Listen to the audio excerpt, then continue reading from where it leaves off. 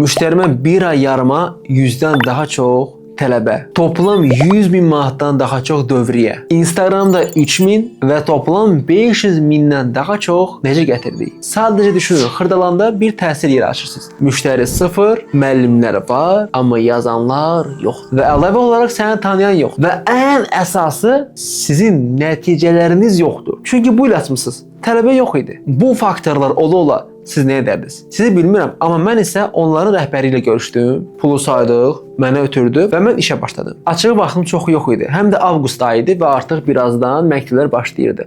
Ona görə biz satış yönümlü kontentlər edirdik və satış yönümlü işləyirdik. Ona görə cəmi 3000 izləyici oldu və 500.000-dən daha çox izləmə oldu. Çünki bu böyük bir rəqəmlər deyil və öz fokusumu ancaq reklamlar və satışlara verirdik. Ona görə Rəbbimizə sonsuz şükürlər olsun ki, belə bir gözəl, qısa bir zamanda nəticə əldə edə bildik. Sözümün canı nədir? Əgər siz tam sıfırdan halal şəkildə onlayn pul qazanmaq istəyirsinizsə və yaxud öz işini böyütmək istəyirsinizsə, sadəcə açıqlamanı oxuyun.